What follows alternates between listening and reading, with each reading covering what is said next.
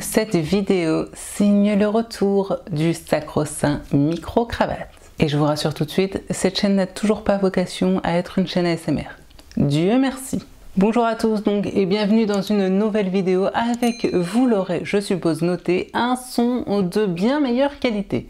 Oui, parce que comme je m'en doutais, j'étais bien sûr la première à ne pas supporter la prise de son avec tout simplement le micro interne de mon appareil photo. J'étais la première que ça saoulait au montage, parce qu'il faut vous dire que vous avez eu, vous, le son retraité par mes soins, mais alors entre l'espèce de bruit blanc, la réverbération et j'en passe, c'était juste affreux. Et comme j'ai toujours à cœur de vous faire des vidéos les plus qualitatives possibles, je me suis bien vite rendue à l'évidence du fait que tourner des vidéos sans micro-cravate, ça allait être quand même sacrément compliqué. Et par chance, j'en ai retrouvé plusieurs au fin fond d'un tiroir, donc problème réglé. Ainsi, pour le plus grand bonheur de vos oreilles et également, et d'ailleurs surtout des miennes, le micro-cravate fait son grand retour pour normalement de nouveau toutes les vidéos. Voilà, maintenant que j'ai fait ce petit point considération technique désormais résolu, nous allons donc pouvoir passer à ce qui vous intéresse, à savoir mes derniers craquages livresques. Parce que, bon, bah, une fois de plus, j'ai un petit peu craqué mon slip.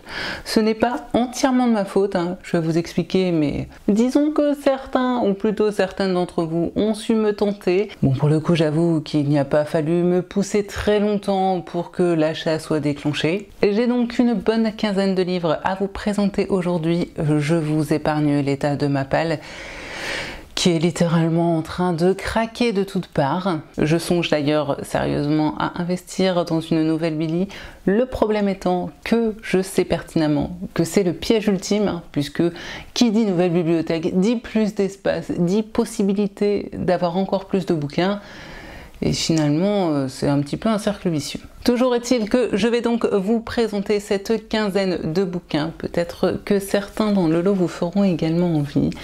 Et avant d'ailleurs de passer à mes petits craquages livresques, je le précise parce que je vais sûrement encore avoir la question, oui, tous les bijoux que je porte, que ce soit mes boucles d'oreilles ou mon bracelet, sont mes créations. Donc désolé, vous ne pourrez pas les retrouver en magasin, mais en tout cas si jamais elles vous intéressent, vous pouvez bien sûr les retrouver sur ma boutique en ligne, dont le lien est d'ailleurs toujours en barre d'infos sous toutes mes vidéos. Voilà, comme ça j'ai répondu à la question. Oui, je peux vous donner la marque de mes bijoux, mais ça ne vous avancera peut-être pas grand chose puisque ce sont des bijoux de ma propre marque. Sur ce, rentrons enfin dans le vif du sujet et passons à ces deux énormes piles de bouquins qui sont juste à côté, que vous ne voyez pas, mais qui sont à ça de se casser la figure. Mais vraiment à ça, hein. Donc on va y aller tout de suite. Et je vais débuter cette vidéo en balançant tout de suite, voilà, sans vergogne, je suis comme ça. Les trois premiers achats que je vais vous présenter sont complètement de la faute d'Hélène. Voilà, je le dis, hein, Hélène, tu le sais pertinemment, si j'ai foncé sur ces bouquins, c'est entièrement de ta faute. Et j'étais donc tranquillement en train de travailler sur mon ordinateur lorsque j'ai vu popper un message sur Instagram, il me semble, d'Hélène me disant « Hey, t'es peut-être déjà au courant, mais au cas où, je t'informe quand même que Archipoche a remis en stock les différents tomes des aventures de Sherlock Holmes dans cette collection collector dont tu n'avais que la moitié des tomes. » Voilà. Je pense que tu es au courant, mais au cas où, je te le dis. La réalité étant que j'étais passée à côté de l'info et que bien sûr, ni une ni deux, j'ai dégainé la carte bleue et même pas 5 minutes après, les 3 tomes en question étaient commandés.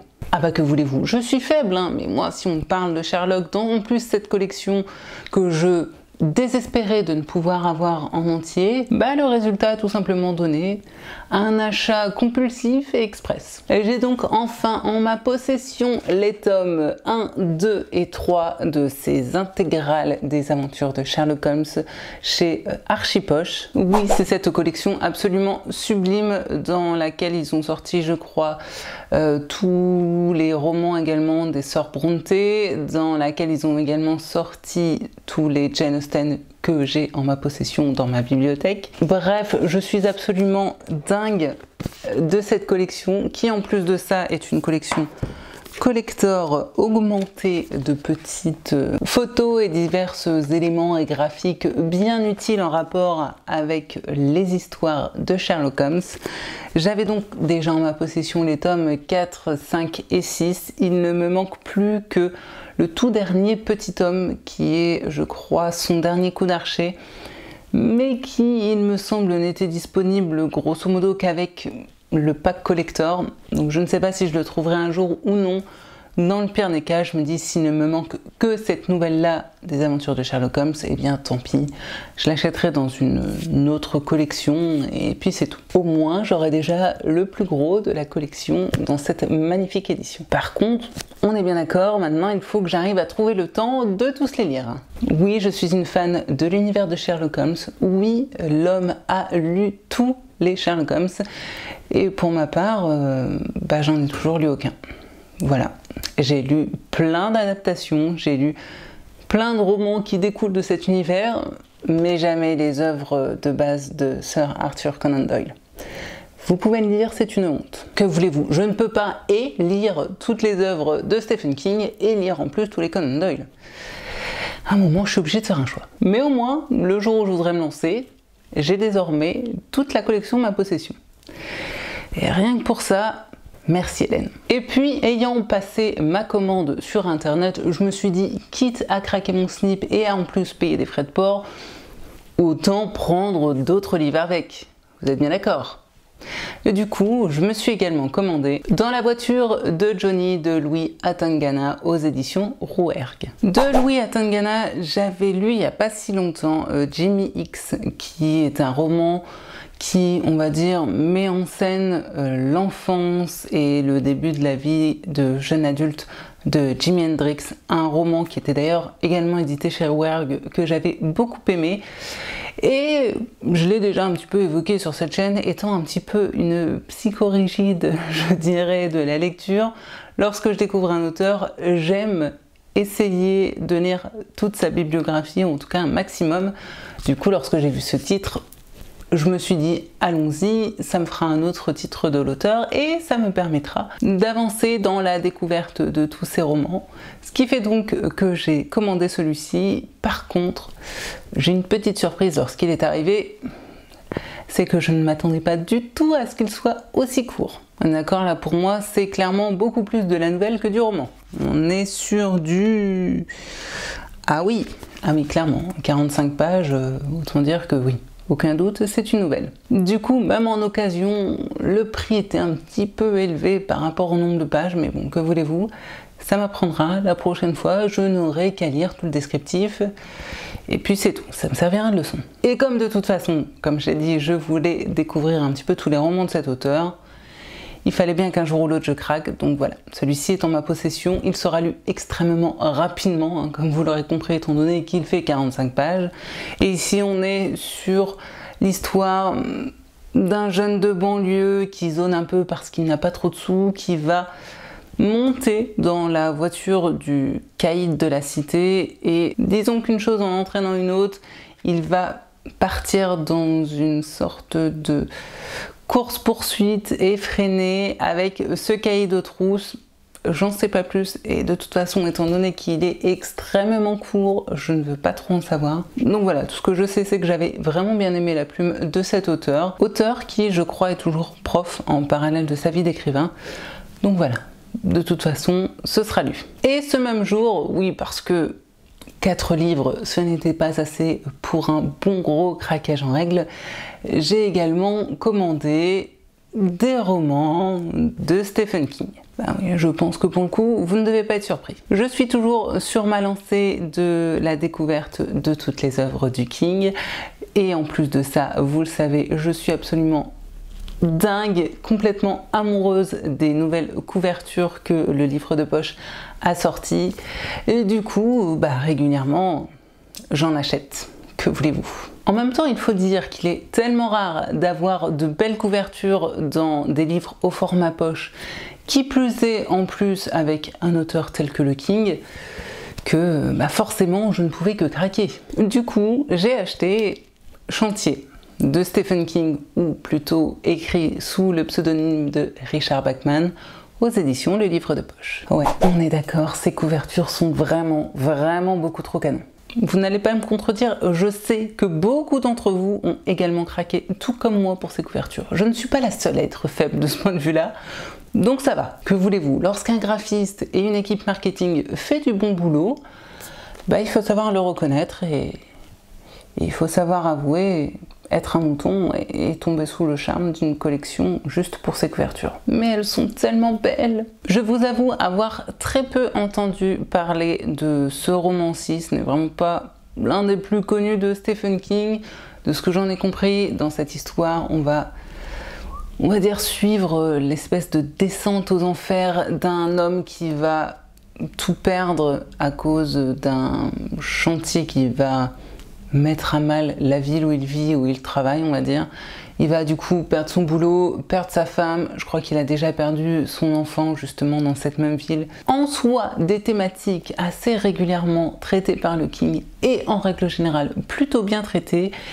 Et comme je l'ai dit, de toute façon, j'ai pour goal ultime de lire toutes les œuvres du King, donc forcément, celui-ci en fera partie à un moment ou à un autre. Sachant qu'en plus, il n'est pas extrêmement long. Il ne fait même pas 400 pages. Donc avec un peu de chance, il sera lu avant la fin de l'année. Je croise les doigts. Et parce que lorsqu'on aime, on ne compte pas, j'ai aussi acheté Dreamcatcher de Stephen King aux éditions Le Livre de Poche. Bon, par contre là, on est sur un bon gros cale-porte. Ah oui, presque 900 pages. Autant dire que celui-ci, il va me falloir un petit peu de temps. Dans Dreamcatcher, on est sur une histoire qui m'a fait penser à la fois à l'histoire du Ça et à Stranger Things, puisque l'on va avoir une bande de potes qui se retrouvent une fois par an pour aller chasser dans une forêt du Maine, une forêt qui était à l'époque, lorsqu'ils étaient petits et qu'ils étaient déjà amis, le théâtre un petit peu de leurs aventures qu'ils ont également vécu avec un jeune enfant trisomique qu'ils avaient pris sous leur aile, qui faisait partie de leur groupe, et aussi une forêt qui apparemment a été témoin de certaines choses qu'ils préféreraient oublier. La quatrième nous parle également d'une étrange créature qui potentiellement vivrait dans cette forêt, une créature qui aurait peut-être été créée par l'armée, du coup forcément l'armée veut remettre la main dessus et potentiellement par la même occasion faire disparaître toutes les personnes qui auraient pu être en contact ou en tout cas avoir connaissance de l'existence de cette créature. Vous comprenez du coup pourquoi ça me fait à la fois penser à ça et à Stranger Things, étant donné qu'on est sur un bon gros pavé, qu'on va être avec un groupe d'amis, avec des amitiés enfantines et en plus de ça une part un petit peu de fantastique et de surnaturel à la King. Je pense qu'on a vraiment tous les ingrédients pour un très bon King. Après, il me semble ne pas en avoir entendu que des éloges. Donc voilà, une fois de plus, il faudra du coup que je le lise pour me faire mon propre avis. Le tout étant de savoir quand est-ce que je vais pouvoir trouver le temps de m'attaquer à cette bricasse. Et comme je suis complètement irrécupérable et totalement addict à cette collection, j'ai aussi acheté Brume. Toujours de Stephen King et toujours aux éditions Le Livre de Poche. Mais une fois de plus, que voulez-vous? Avouez qu'elles sont trop belles, non? Alors ici, nous ne sommes pas sur un roman, mais sur un recueil de nouvelles, dont l'une des nouvelles s'intitule Brume, qui a d'ailleurs été adaptée en film et potentiellement, je crois, en série, mais bon, toujours est-il que personnellement, j'avais vu le film qui était plutôt sympa dans mes souvenirs, mais j'ai cru comprendre que la nouvelle en elle-même était beaucoup plus intéressante. Vous savez, c'est ce film où des gens sont enfermés dans un supermarché parce qu'à l'extérieur, une brume a tout recouvert et que lorsque l'on s'aventure dans cette brume, eh bien il semblerait que l'on meurt tout simplement, ce qui fait que forcément les gens ne veulent pas sortir. Et que se passe-t-il lorsque des gens qui ne se connaissent pas se retrouvent enfermés tous ensemble avec la peur aux trousses? Eh bien tout simplement, forcément, ils deviennent cinglés, hein, voilà. La nature humaine refait vite surface et malheureusement, bien souvent, les gens pètent les plombs. Là encore, hein, on est sur quelque chose que le King maîtrise plutôt bien et met d'ailleurs souvent en scène, c'est-à-dire les petits travers et les petits côtés très sombres de chacun d'entre nous, mais aussi les réactions de l'être humain qui est poussé dans ses retranchements, ce qui avait par exemple été le cas dans Jessie, qui peut aussi être le cas dans Misery, qui peut aussi être le cas, je trouve, un petit peu dans Carrie. Bref, c'est quelque chose que le King a l'habitude de traiter et qu'en général, je trouve, il fait très bien. C'est donc la thématique de la première nouvelle de ce recueil qui en compte, je crois, 5. Je ne sais pas ce qu'il en est des autres nouvelles. On est là encore sur une petite bricasse de 900 pages, hein, une fois de plus, que voulez-vous. Vraiment, hein, si j'ai besoin de caler une porte là entre les deux, je pense que j'ai de quoi faire. À mon avis, je lirai avant ce recueil-là Nuit Noire, Étoile Morte, parce que vraiment je n'en ai entendu que des bons retours et que par conséquent j'ai beaucoup trop envie de le découvrir. Mais voilà, celui-ci, comme tous les Kings, finira un moment ou un autre par y passer. Et ce jour-ci, j'ai terminé mon craquage avec un dernier ouvrage qui, pour le coup, je vous rassure, n'est plus du King, qui d'ailleurs est dans un genre littéraire complètement différent, puisque j'ai également acheté Sherlock, Lupin et moi, le tome 5, Le Château de Glace, aux éditions Albin Michel Jeunesse. Je vous parle régulièrement de cette saga jeunesse que j'aime énormément. D'ailleurs, je viens tout juste de terminer le tome 4 avant de tourner cette vidéo. Donc autant vous dire que celui-ci va y passer rapidement. C'est donc une saga dans laquelle les auteurs ont imaginé que Sherlock Holmes, Arsène Lupin et Irène Adler avaient été amis durant l'enfance et avaient vécu tout plein d'aventures aussi génialissimes que dangereuses. Et c'est vraiment du très bon jeunesse que personnellement je déguste à chaque fois comme des petits bonbons. Donc je continue dans ma découverte de cette saga.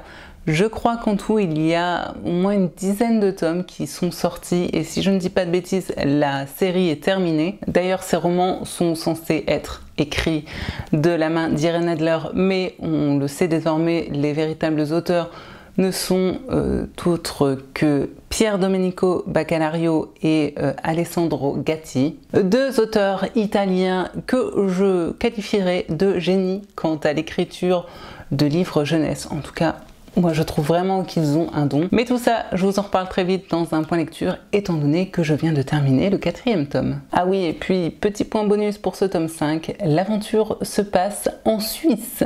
Pour ceux qui ne sauraient pas, je suis absolument dingue de ce pays. Je rêve tout simplement de pouvoir y vivre un jour. Donc lorsque j'ai vu que l'histoire se passait en Suisse, j'en étais absolument ravie. Et puis, comme si ça ne suffisait pas, les foires aux livres ont repris par chez moi. On en avait été privé pendant pratiquement 2 ans à cause du Covid. Du coup, lorsque j'ai appris qu'ils en refaisaient une pas très loin de chez moi, vous vous en doutez bien, je suis allée y faire un tour. Et forcément, je ne pouvais pas repartir les mains vides. Ceci dit, je me suis quand même pas mal raisonnée et j'ai fait des choix stratégiques entre guillemets de livres, puisque à part un roman, je n'ai choisi que des romans d'auteurs que j'ai déjà lus et du coup dans lesquels je voulais avancer dans la lecture de toute leur bibliographie. Oui, je vous l'ai dit, hein, je suis un petit peu psychorigide sur certains points et quand je commence un auteur, j'aime avoir tout lu de lui, un ou une auteure d'ailleurs. Alors vous me direz, c'est difficilement possible de le faire pour tous, surtout lorsque l'on s'attaque à des auteurs tels que King, qui sont, ma foi, très prolifique. Mais en tout cas, cette ligne de conduite m'a permis de ne pas trop m'éparpiller et de ne pas trop faire d'achats. Et c'est pas plus mal. Du coup, le seul roman que j'ai acheté et qui n'est pas un auteur que j'ai déjà lu, il s'agit de Meurtrier sans visage d'Henning Mankell aux éditions Le Cercle Point. Alors, je n'ai jamais lu d'Henning Mankell, mais j'en ai entendu beaucoup de bien. Et en plus de ça, pour une fois, je ne me suis pas plantée, ce roman est le premier tome d'une saga avec un personnage récurrent qui est le personnage du commissaire Wallander, je crois, un flic suédois, si je ne dis pas de bêtises. D'ailleurs, Henning Mankell est quand même connu pour être une grande figure, je dirais, de la littérature scandinave. En tout cas, il est vraiment très connu dans l'univers de tout ce qui est thriller et romans policiers scandinaves. Et donc, par conséquent, je me devais de le découvrir. Ici, nous avons un couple de retraités qui va être sauvagement assassiné dans leur ferme. Sauf que voilà, avant de rendre son dernier souffle, mamie aura juste le temps de prononcer le mot étranger. Ce qui fait que par conséquent, ça va un petit peu mettre le feu aux poudres et créer pas mal de conflits et de violences envers un camp de réfugiés qui se trouve pas très loin de chez eux. Et l'on va donc faire appel au commissaire Wallander afin d'enquêter sur ce meurtre, afin d'élucider ce meurtre et potentiellement, je suppose, innocenter du coup les demandeurs d'asile qui sont dans ce camp de réfugiés. Nous sommes sur un roman qui fait moins de 400 pages. Nous sommes une fois de plus avec une couverture absolument sublime, ce qui ne cache rien. Et j'ai du coup plutôt bon espoir de sortir ce roman-ci potentiellement au mois de novembre. Pourquoi pas durant le Black November? C'est une idée qui me vient comme ça. En tout cas, c'est typiquement le genre de roman qui devrait pouvoir être casé dans l'une des catégories du Black November et qui, par son nombre de pages, devrait pouvoir au moins être lu sur une semaine. Vous l'aurez donc compris, celui-ci, je me le garde précieusement au chaud pour novembre. Je me suis ensuite procuré Délicieuse de Marie Neusser aux éditions Pocket. De Marie Neusser, j'ai déjà lu Je tuerai les enfants français dans les jardins, ou un titre un petit peu comme ça, et aussi Prendre Lily, qui est un roman qui revenait sur une affaire véridique, un vrai cas. D'ailleurs, j'ai traité ce roman dans une vidéo Il était une fois, dont j'essaierai de vous mettre le lien à droite à gauche, je ne sais jamais. Vidéo du coup dans laquelle je reviens sur mon avis par rapport à ce roman et aussi dans laquelle j'explique toute l'affaire dont Marie Neusser s'est inspirée. Du coup, lorsque j'ai vu celui-ci, je me suis dit que c'était l'occasion parfaite, là encore, d'avancer dans sa bibliographie, sachant que j'ai aussi d'elle Prendre Gloria, qui est la suite de Prendre Lily, que je n'ai toujours pas lu. Mais bon, une fois de plus, hein, si vous savez comment rallonger les journées, je suis preneuse. Pour ce qui est de ce roman-là, la quatrième est assez énigmatique, un peu alambiquée. De ce que j'ai compris, on va suivre une psychologue clinicienne, je crois, qui a l'habitude de recueillir les confessions de différents tueurs, ou en tout cas de différentes personnes qui, ma foi, ont des choses à se reprocher et potentiellement sont des criminels en puissance ou condamnés, je ne sais pas trop. Et je ne sais pas si c'est le fait d'être au contact de personnes qui n'ont pas toute leur tête, mais de ce que j'ai compris, elle va elle-même livrer sa confession d'un de ses crimes. Bref, j'en parle très mal, mais la quatrième n'est vraiment pas très claire. Donc bon, faudra attendre que je l'ai lu, je vous en parlerai beaucoup mieux à ce moment-là. J'ai également craqué pour Une offrande à la tempête de Dolores Redondo aux éditions Folio. Et là, on va dire que j'ai pas vraiment encore découvert cet auteur puisque j'ai le tome 1 de cette saga dans ma pile à lire que je n'ai toujours pas lu, qui est, je crois, Le Gardien Invisible, si je ne dis pas de bêtises. Ici, on est avec le tome 3. Je n'ai pas le tome 2 en ma possession, mais étant donné que l'on est sur une auteure espagnole avec une flic qui mène ses enquêtes dans le Pays Basque espagnol et que je n'en ai entendu que du bien, je me dis quand même qu'il y a de grandes chances pour que moi aussi j'apprécie cette saga. Alors non, je n'ai pas lu le résumé parce que j'ai beaucoup trop peur de me faire spoiler le tome 1 que, comme je l'ai dit, je n'ai pas encore lu. Tout ce que je sais, c'est donc que c'est le tome 3 des aventures de Amaya Salazar, il me semble, et que j'ai beaucoup trop envie de lire le tome 1. À mon avis, il va très bientôt y passer. Je suis pas certaine pour le coup de pouvoir attendre le Black November. Mais dans tous les cas, à mon avis, il est passé avant la fin de l'année. Je me suis aussi acheté Et les vivants autour de Barbara Abel aux éditions Pocket. Bon bah là encore, hein, de Barbara Abel, j'ai déjà lu pas mal de choses, dont toujours dans cet objectif de lire un maximum de bibliographie complète. Lorsque j'ai vu ce titre-ci que je n'avais pas encore, je n'ai pas longtemps hésité, même si je ne suis pas une grande fan de Barbara Abel et que tous ces romans n'ont pas forcément été à chaque fois des coups de cœur, loin de là. Il y a certaines choses pour moi qui pêchent un petit peu dans son écriture. En attendant, ça reste toujours tout de même des lectures plutôt agréables qui se font assez rapidement, assez facilement. Et puis là, on va se retrouver avec une femme qui a eu un accident de voiture, qui est du coup tombée dans le coma, qui, de ce que j'ai compris, est dans le coma depuis des années, dans un état complètement végétatif. Du coup, toute sa famille, ses parents, son mari, etc.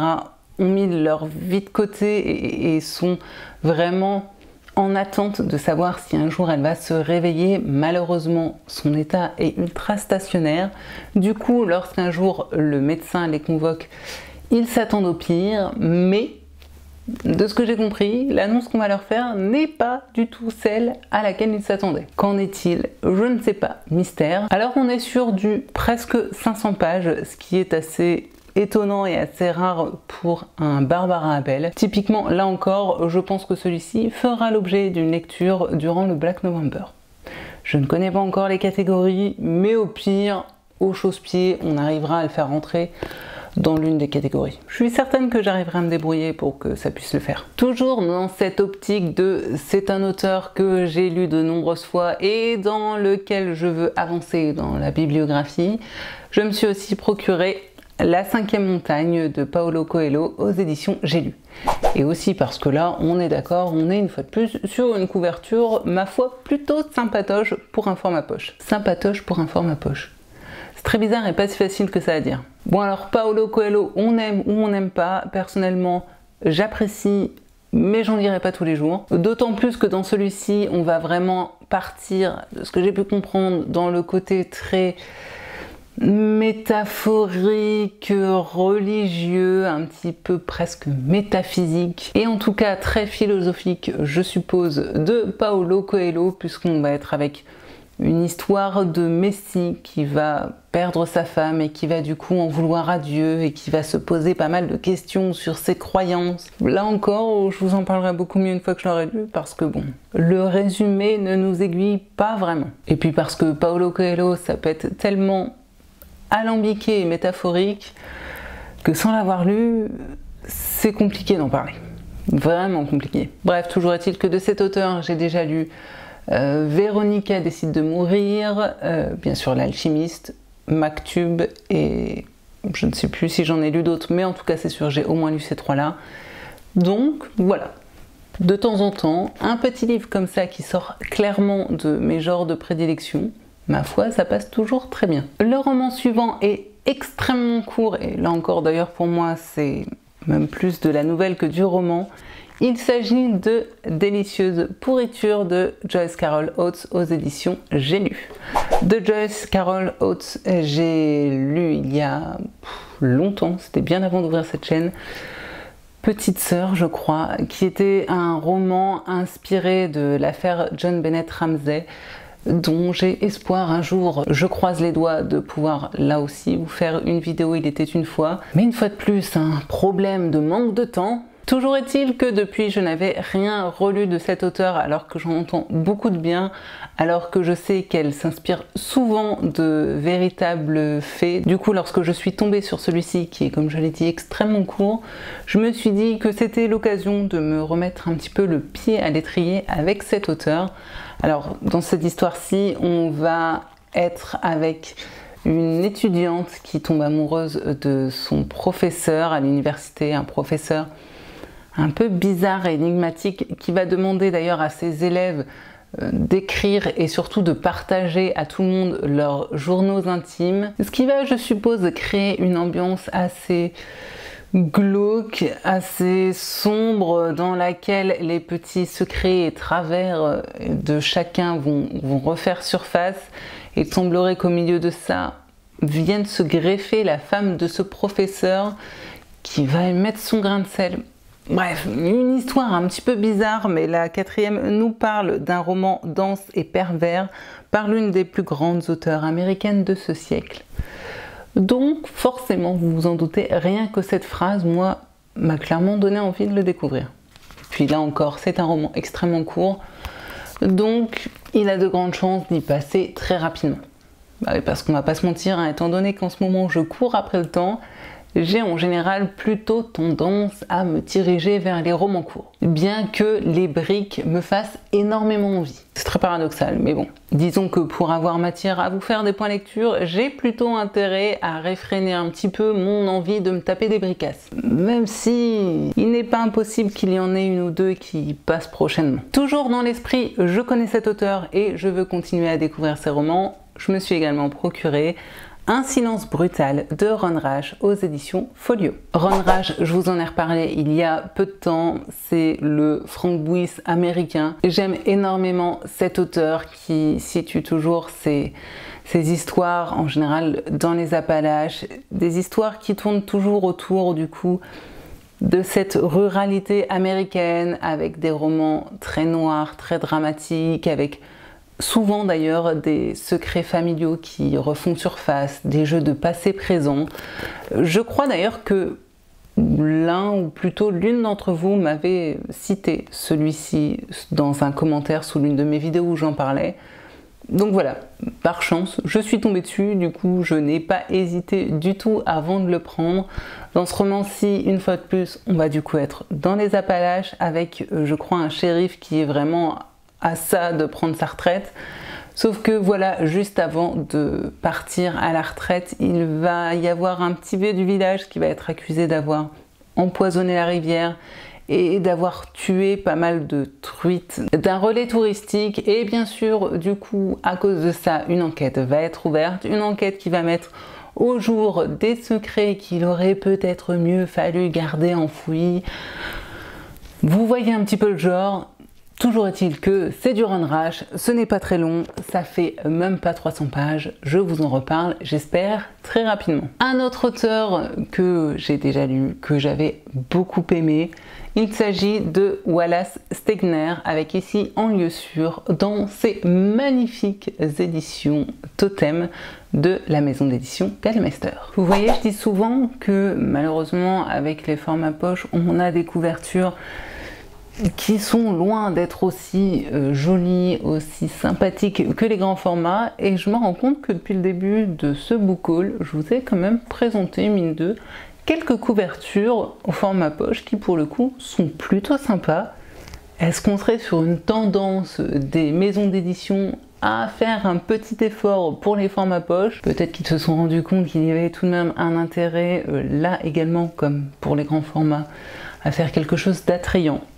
Je ne sais pas. Toujours est-il que de Wallace Stegner, j'avais lu Une journée d'automne que j'avais vraiment beaucoup aimé. Et nous sommes sur un passage du chat dans le champ comme d'habitude. Ah, vous avez l'habitude hein, sur la chaîne entre le chat et le bébé là. Je suis désolée hein, si vous entendez des bruits de clochettes ou des bruits de succion de tétine. Ce sont les aléas de la chaîne et de ma vie de maman et propriétaire de chat.